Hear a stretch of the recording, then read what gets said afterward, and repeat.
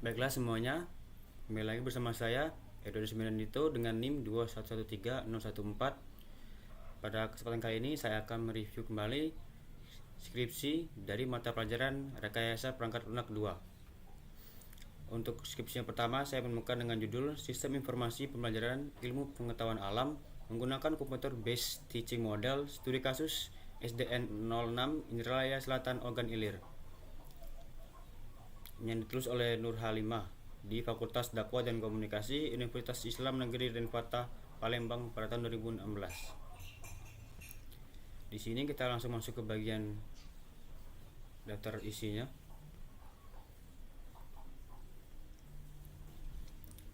Di sini dia menggunakan metode DFD dengan tahap-tahap analisa dan pembahasan sistemnya.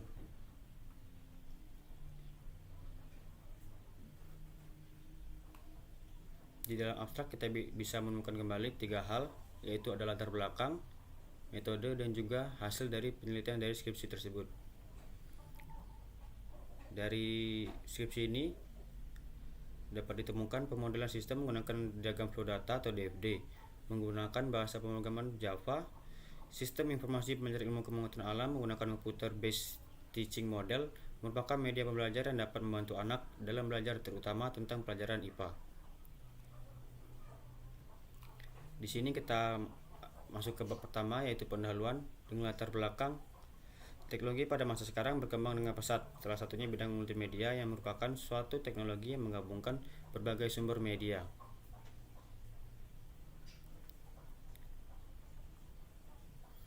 Dari rumusan masalahnya ditemukan titik tolak pada pembahasan dalam penelitian, yaitu bagaimana sistem informasi pembelajaran ilmu pengetahuan alam menggunakan Computer Based Teaching Model Studi Kasus SDN 6 Indralaya Selatan Ogan Ilir Palembang, dengan tujuan membuat sistem informasi pembelajaran ilmu pengetahuan alam yang dapat diakses melalui smartphone, Android, dan web, dan dapat meningkatkan minat belajar siswa dalam memahami mata pelajaran ilmu pengetahuan alam, khususnya dalam pengenalan makhluk hidup, hewan, dan tumbuhan. Adapun manfaat dari penelitian ini, yaitu siswa dapat belajar ilmu pengetahuan alam melalui HP Android, kapanpun dan dimanapun. Siswa dapat mengetahui dan memahami pembelajaran ilmu pengetahuan alam khususnya tentang makhluk hidup, hewan, dan tumbuhan melalui media elektronik karena didukung dengan teks, video, dan audio. Terakhir, guru dapat memonitoring hasil kuesioner siswa dan dapat dijadikan sebagai tolak ukur keberhasilan pencapaian belajar siswa. Metode pengumpulan data yang digunakan adalah wawancara. Antara yang ada wawancara intercept dan wawancara telepon. Lalu ada metode pengembangan perangkat lunak. Software Development Life Cycle atau SDLC, atau sering juga disebut System Development Life Cycle, adalah proses pengembangan atau mengubah satu sistem perangkat lunak dengan menggunakan model-model dan metodologi yang digunakan orang untuk mengembangkan sistem-sistem perangkat lunak sebelumnya. Dengan tahapan pada SDLC ini ada tahap perencanaan, tahap analisa, tahap perancangan, tahap implementasi, tahap pengujian, tahap pemeliharaan. Lanjut masuk ke bab 2, yaitu tentang landasan teori. Dari pengertian sistem adalah pada dasarnya sekelompok unsur yang erat hubungannya satu dengan yang lain yang berfungsi bersama-sama untuk mencapai tujuan tertentu. Lalu ada pengertian informasi, pengertian sistem informasi, pengertian pembelajaran, ilmu pengetahuan alam, dan di sini ada metode pengembangan sistem. Menurut ahli ada tahapan pada SDLC ini. Sama seperti yang tadi. Di sini dia menggunakan bahasa pemrograman yaitu Java. Kita ketemu pada bagian data flow diagram atau DFD-nya. Berikut ada anotasi serta keterangan. Yang berikut adalah proses atau fungsi atau prosedur pada pemodelan perangkat lunak yang akan diimplementasikan dengan pemrograman terstruktur. Maka pemodelan notasi inilah yang harusnya menjadi fungsi atau prosedur di dalam kode pemrograman. Untuk garis 2 yaitu file atau basis data, gambar kotak adalah entitas luar, lalu garis melengkung adalah aliran datanya. Ini adalah penelitian sebelumnya yang ditemukan oleh si penulis skripsi tersebut. Terlihat banyak daftar pustaka yang bisa kita juga gunakan. Masuk ke bab 3, ada analisis dan perancangan data. Analisis sistem yang digunakan yaitu ada flowchart. Flowchart merupakan sistem diagram yang menunjukkan bagaimana alur proses dari sistem aplikasi pembelajaran ilmu pengetahuan alam yang sedang berjalan. Berikut ada gambar flowchart dari sistem ini. Dimulai dari user guru, start, sistem menyampaikan materi makhluk hidup, hewan dan tumbuhan. Lalu siswa bisa mencatat materi yang diberikan guru. Guru membuat soal, siswa menerima soal. Lalu siswa menjawab soal dan guru menerima jawaban. Guru menilai, siswa menerima nilai. Dan lalu selesai. Ada analisis sistem yang diusulkan, tahap analisa kebutuhan perangkat lunak, dan di bagian analisa kebutuhan perangkat lunak ada hardware berupa prosesor, RAM, hard disk, mouse, printer, keyboard. Dengan software yang dibantu ada Microsoft Windows 7, Java, Android SDK, Eclipse Juno, dan Microsoft Word. Diajukan analisa kelayakan dari kelayakan operasional, kelayakan teknis, kelayakan hukum, lalu masuk ke tahap desain. Ada dari DFD. Di DFD digunakan untuk memperlihatkan hubungan-hubungan yang terjadi antar aktor-aktor dengan use case yang ada.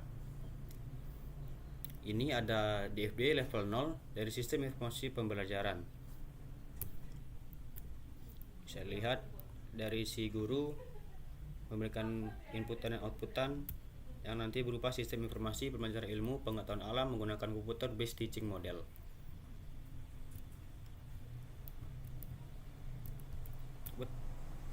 Lalu ada di DFD sistem entitas level yang pertama.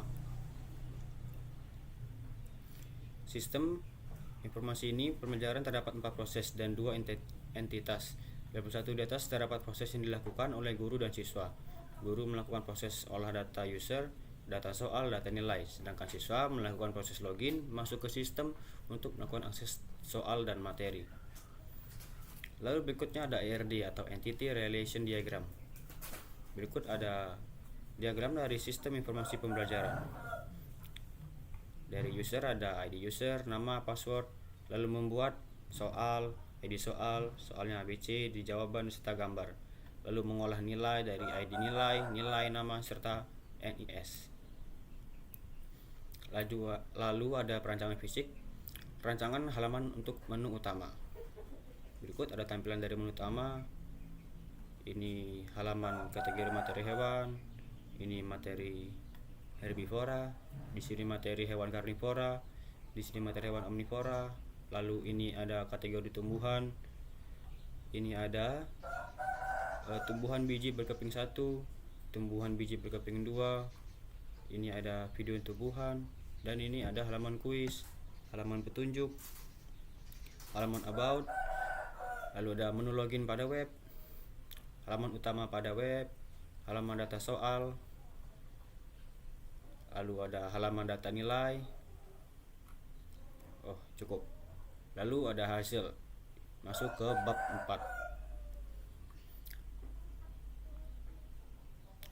4. Dapatkan hasil bahwa studi ini bermanfaat untuk masyarakat dan guru agar mempermudah mendidik anak dalam sebuah media belajar dan mengenal makhluk hidup, hewan dan tumbuhan, dan dapat dengan mudah mendapatkan persentase siswa dalam menjawab soal yang telah diberikan. Lalu ada pembahasan.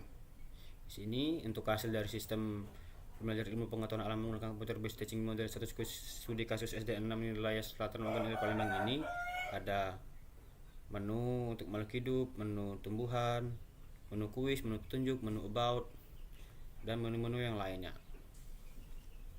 Ini tampilan yang lumayan fix dari menu utama. Ada pengelompokan hewannya, tadi herbivora, karnivora, omnivora. Di sini herbivoranya, di sini karnivoranya, ini omnivoranya, ini untuk tumbuhannya. Kita lanjut ya, sama seperti yang tadi. Ini dia memberikan penggambaran fixnya dari model yang telah ia buat tadi.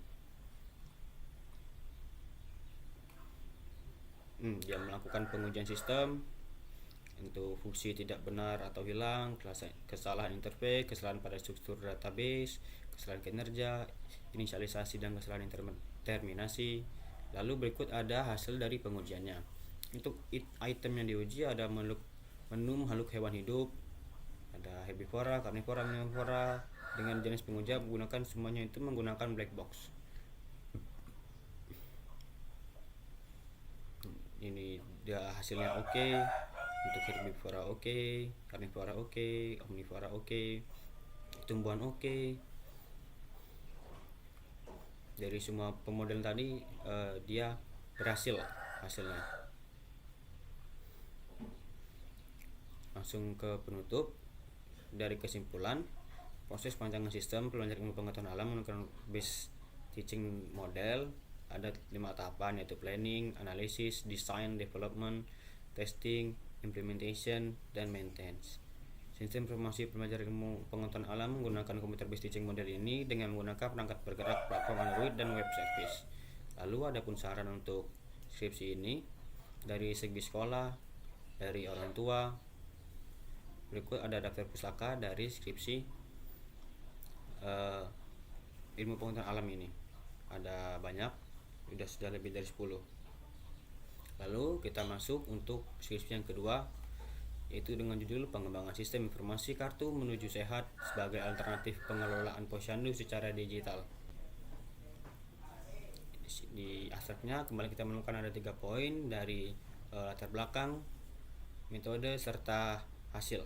Untuk hasil penelitian ini dapat diambil kesimpulan bahwa hasil dari pengembangan lunak berupa sistem informasi kartu menuju sehat berbasis website yang telah memenuhi kelayakan perangkat lunak dalam 4 aspek ISO 9126, yaitu aspek functionality 100%, usability 88%, aspek efisiensi, dan aspek portability.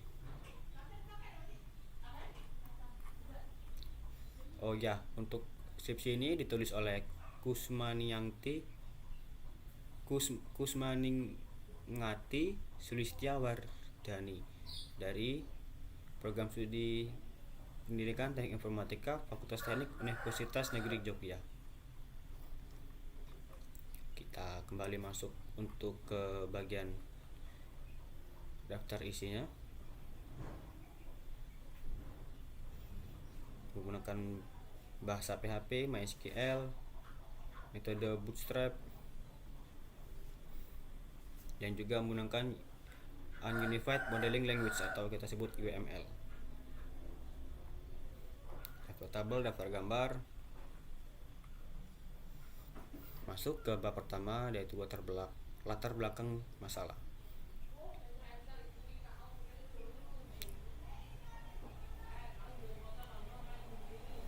Jadi penelitian ini dilakukan untuk mencakup perancangan sistem dan pengujian perangkat lunak sistem informasi kartu menuju sehat dengan beberapa jenis pengujian kualitas perangkat lunak.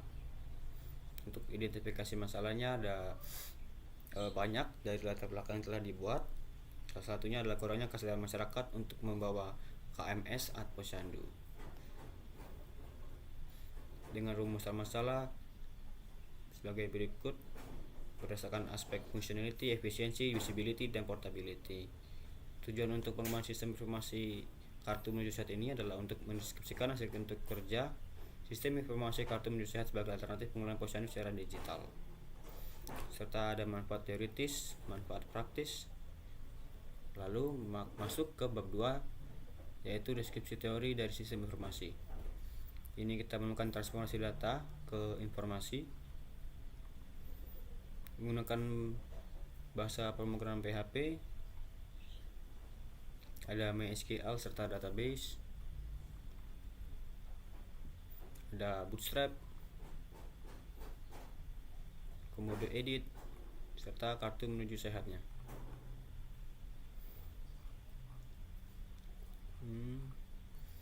Kita masuk ke Unified Modeling Language atau UML. Pemodel UML-nya pada perkembangan teknik pemrograman berorientasi objek, muncul sebuah standarisasi berupa UML.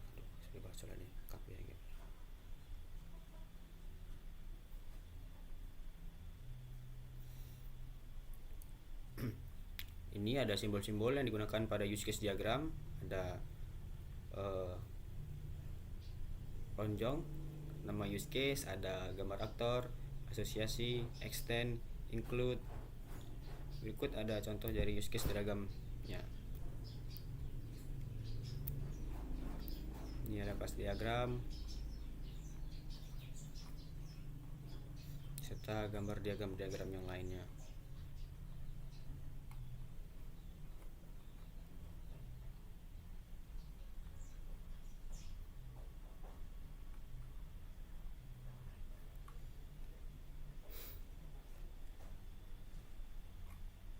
Kita masuk pada ke bab 3, ada metode penelitian. Untuk model pengembangan memaparkan bahwa penelitian riset dan development (R&D) merupakan sebuah proses untuk mengembangkan dan melakukan uji validitas produk yang dikembangkan untuk suatu kepentingan tertentu. Peneliti melakukan pengembangan perangkat lunak berupa sistem informasi kartu menuju sehat dengan 4 tahapan pengembangan perangkat lunak yang tadi. Berikut ada urutannya. Lalu ada prosedur pengembangan dari analisis kebutuhan, observasi, studi literatur, desain perangkat lunak, implementasi, pengujian. Lalu ada ke sumber data dari penelitian. Untuk metode teknik pengumpulkan datanya, ia menggunakan aplikasi pengujian dan dari kuesioner. Lalu untuk tools-toolsnya dilakukan perangkat lunak aplikasi yang akan dijalankan secara online. Ada kuesionernya, skala pengumpulan,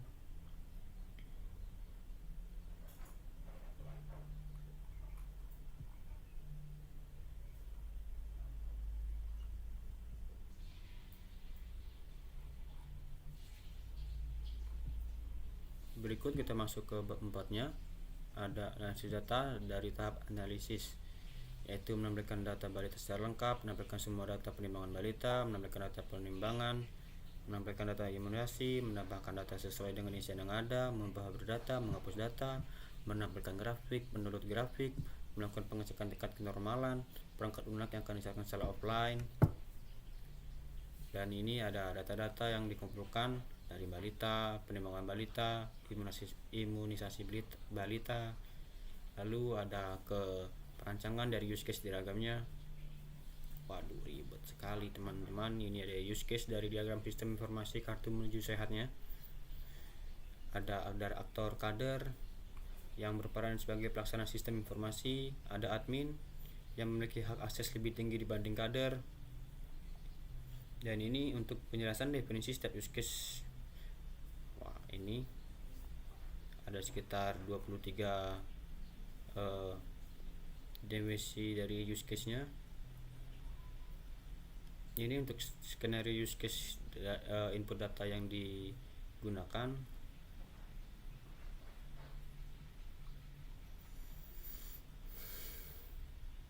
Ada perancangan kelas diagramnya dari administrator, timbang, imunisasi, balita, grafik, user yang saling terkait. Lalu ada sequence diagramnya dari kader untuk ngisi formnya, data form untuk data controller dan ke database-nya. Lalu untuk yang hapus data, update data. Lalu ini untuk detail data, untuk view grafik, download grafik, cek berat badan. Lalu ada perancangan activity diagram. Ini untuk input datanya, diagram aktivitas input data. Dari kita memilih tombol tambah, menampilkan form isian, mengisi form, memperbarui database, menampilkan pesan kesalahan, database yang diperbarui, lalu untuk menampilkan data daftar kembali. Ini untuk update-nya, ini untuk hapus datanya, untuk detail data, untuk view grafik, download grafik, cek berat badan. Lalu ada perancangan basis data. Ini untuk tabel user, tabel kader, seperti bahasa PHP atau MySQL kita pada umumnya lah. Untuk balita dan detail-detail daripada balitanya, ini ada perancangan desain antarmukanya atau user interface. Ini untuk bagian halaman utama, halaman untuk lihat data, untuk tambah data, ini untuk update data, di bagian sini hapus data, ini untuk cek berat badan, ini untuk lihat grafiknya. Oh, ini tadi penggambaran dari si deskripsi ini yang telah difikskan dan juga sudah diinput data-datanya. Tadi yang dari admin untuk kelola data kader, ada di user beranda untuk kelola data balitanya, detail-detail dari si balita untuk grafik, cek imunisasi. Ini untuk jika telah diisi pada form-formnya menggunakan bahasa yang kita tahu yaitu MySQL atau PHP admin lah. Ini ada desain database dari perangkat lunaknya.